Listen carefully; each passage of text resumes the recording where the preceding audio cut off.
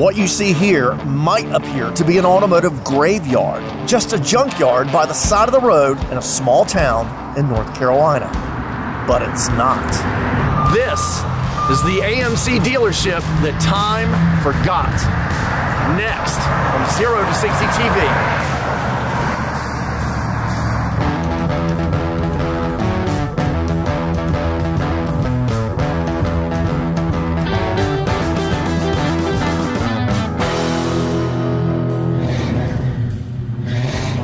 American Motors Corporation, or AMC, was a builder and seller of an amazing line of vehicles from 1954 to 1987. With nameplates like Javelin, the Rebel Machine, Hornet, Gremlin, and Pacer, American Motors was fiercely independent until economics spelled the end for the brand.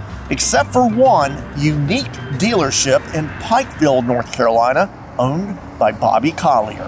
What is the story of this, as some people say, last remaining AMC dealership? Well, my mother wrote Nash and asked if we could become a dealer, and so they granted him the dealership in 1955. And was that in downtown? It was downtown Pikeville on Railroad Street. Yeah, it was a little building. It had been our garage. He also had a machine shop there. It was very confined, the space. We would have to, they'd pull new cars out on the city street during the daytime and let people look at them, and then at night we'd pull them back in the building, and so it's really confined. So he bought this building here in 1973 or so, and he converted it into a dealership, put a 6-bay garage in the back, and made a showroom in the front. My dad did sell new American Motors cars from 1955 to 1980 or so. We then also continued to sell used cars, and we also buy and sell a lot of AMCs. That was my dad was very loyal to the make. But we've been in love with AMCs. Back before AMC was a company, it used to be Nash. Yes, yep. And they merged with Hudson to form American Motors. And so you guys, you know, your dad, the family business, Collier Motors AMC, you're selling new and used AMCs and yep. off-brand, yeah. like we would say at Leith, you know, from this location in Pikeville, North Carolina, from early 70s yeah. until sometime in the 80s.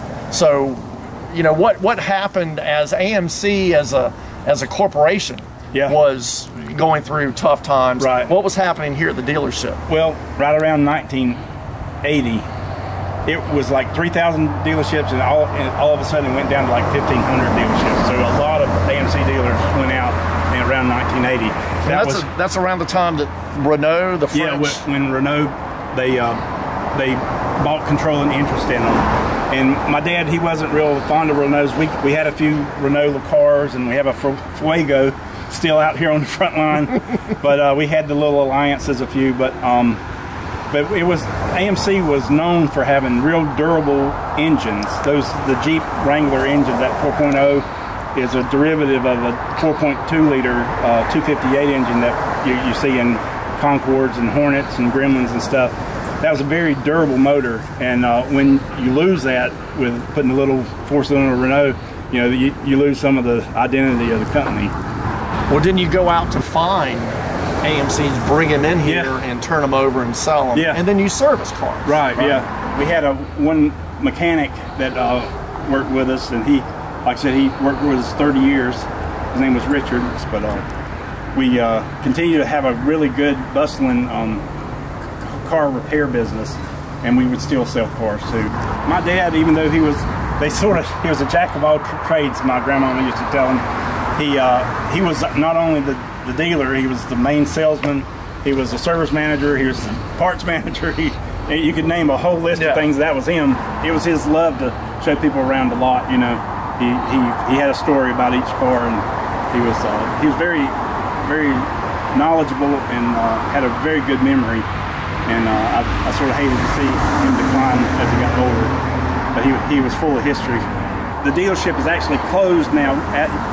He was a sole proprietor, so the business died when he did. Mm-hmm. So everything is now is in the estate. In the estate, and you're selling off. I'm selling cars out of the estate. Mm-hmm. Yeah. Nature sort of taking over a little bit in some of our spots on the lot, but we're fighting that back. And I bought a chainsaw and a hedge trimmer and I'm fighting these weeds and stuff. But we're digging cars out that hadn't been seen. And you know, Jeff Foxworthy, he said, if you mow your grass and find the car, you might be a redneck. We've mowed our grass and found a few cars here lately. So, Robbie, if you could you pick like a handful of AMCs that would be your kind of standout favorite cars that you've got here on the line? Let's just go around. You tell us a little bit of history of the car. Yeah, we'll do that. This is a 1969 Big Bad Blue Javelin. AMC had 3 mod colors. They called them mod colors. They were Big Bad Green, Big Bad Orange, and Big Bad Blue. This car is a one-owner car. It's got 47,000 miles on it. It belonged to a guy who worked for American Motors in Statesville, North Carolina, at the Dixie Motors dealership there. He and his buddy bought 2 cars that came off the same truck. They were identical except for like $50 difference on the sticker. And I bought both of those cars from those guys. They continued to work for AMC until I bought the cars from them. This one was actually the better of the 2. The other one has been restored and it's down in the Bahamas now. But this one is our best Javelin left here. We've sold a lot of Javelins and we're relegated to mostly parts cars now, except for just a few, and this is our best one. It's got a 390 with automatic. It's got tilt wheel, power steering, power brakes. It's just a really nice hot rod, and it's a good example of what one of the Javelins like we used to have. This is a special edition of a Matador Coupe. It's got a 360 automatic with a floor shift, and there's also a Matador Coupe right next to it. That's a Matador X. But this is a special edition. American Motors had relationships with designers. They had a Pierre Cardin Javelin. They had a Gucci Hornet Portabout. And then they had the old Cassini Matador.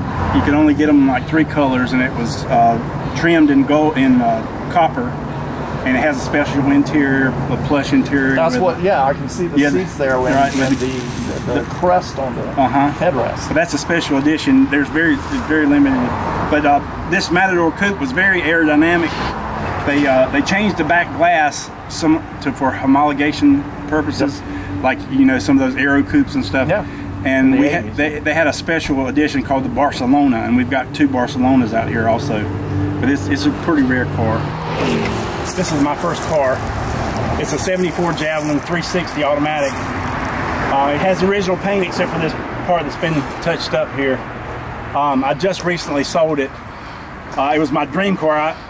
My dad took it in on trade when I was 13 years old, and I asked him, I fell in love with the car. I said, Daddy, would you mind saving that car for me? And you know, it was a nice car. He could have just sold it and made a profit and all, but he decided to let me have it. So as soon as I could get my license, I started driving it. I drove it all through high school.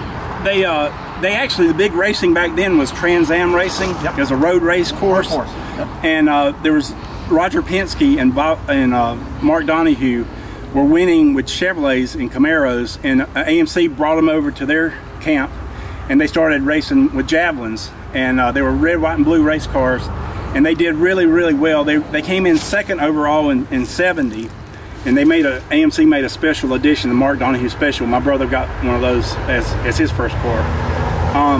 And in 71, they actually won the overall season for their whole race. In 71, that's when they first came out with the bubble fender cars. They were straight fenders before then, but AMC did really well in Trans Am racing, and they're very respected today in like heritage racing now. This is a Spirit body, but the Eagles are called Eagle SX4s. Yep. This is a special model. It's the Sport. It has a spoiler like a 79 AMX would have, and it actually has a interesting drivetrain in it.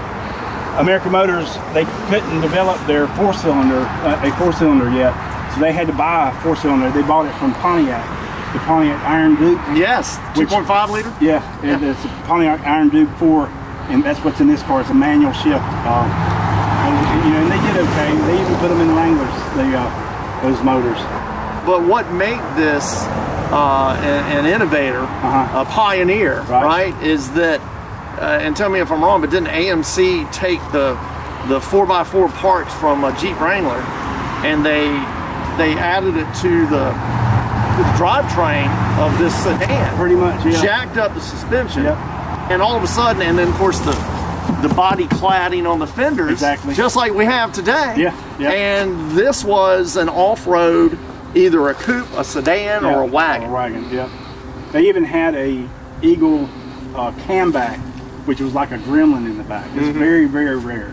They had a Spirit camback and an Eagle camback that was looked like a Gremlin in the back. So Robbie, this might be one of the nicest cars that we've seen on the lot. You know, what is this? What are we standing in front of here? This is a very limited production. They only made 500 of these. It's a Nash Healy. It was a joint venture between Donald Healy and Nash Corporation.